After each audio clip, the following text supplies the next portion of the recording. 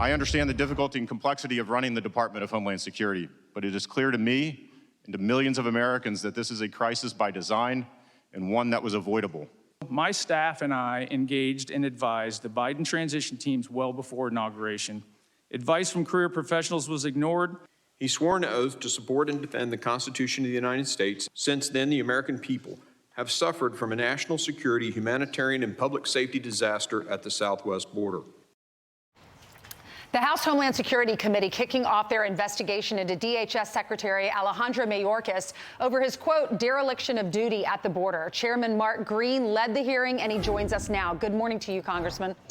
Good morning. Good morning. So I'm listening to the hearings yesterday, and you make a good point that the president swore to defend our Constitution, which means defend the citizens.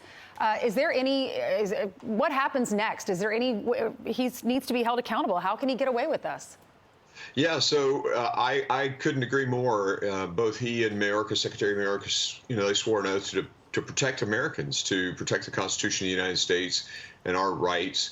And they failed to do that. And so what we've done is launched a 5-phased accountability investigation, basically, into Mayorkas's activities. And phase 1 was the dereliction of duty phase, where we talk about the 11 laws that he's broken, 2 court orders he's refused to obey, lying to Congress and things like that. Of course, the whole cause and effect of this is that the American people are not safe. Our national security is at risk. Chad Wolf said, he's the former acting DHS secretary. He said it's clear to him that this is a crisis by design and avoidable. Do you agree? Oh, I agree 100%. You can look at every decision they've made. It's to open our border as wide as possible. They created the migration crisis in this region.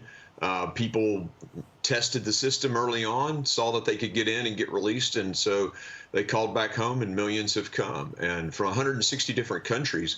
And now we're hearing, thousands of Chinese nationals coming across. It's a travesty, and it's intentional. Why is it intentional? I don't understand. I mean, it's dangerous. We can't afford to house these individuals. Of course, you have a heart for people in other countries, but you can't just open your border. Yeah, absolutely. And if you speak at that heart thing, it's really, let's assume for a second that it's all altruistic and they want to help. But why is the government picking where my charity goes, where Tennesseans' charity goes? Maybe we want to take care of Gold Star families or something like that. Mm-hmm. So it's not freedom, right? But it's really the risk to the American people. And you ask why? I mean, the best guess I can give is they think folks will come here and vote Democrat. I mean, I can't think of any other reason beyond just they're choosing that or choosing to use my taxpayer dollars to give to their charitable cause. I feel like Biden ran on this moderate agenda. He's going to unify the country. A lot of people might have voted for him as a referendum on Trump just to have change and some peace of mind for a little while. But then when you hear Rodney Scott talk about how we went in and we tried to help the transition team with the border, and they, listened to us, they were going to follow our rules, and then the moment that the inauguration happens, everything changes. Everything, all those promises go out the door.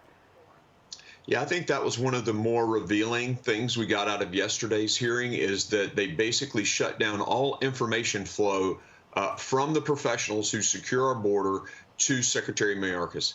And that's startling, because just in the Senate a few months ago, Mayorkas admitted he didn't even understand the core strategy of the drug cartels to get the fentanyl into the United States. And Merrick Garland had admitted he knew it, but Mayorkas didn't.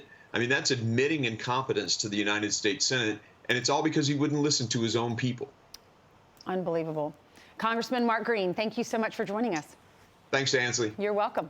I'm Steve Doocy. I'm Brian Kilmeade. And I'm Ainsley Earhart. And click here to subscribe to the Fox News YouTube page to catch our hottest interviews and most compelling analysis.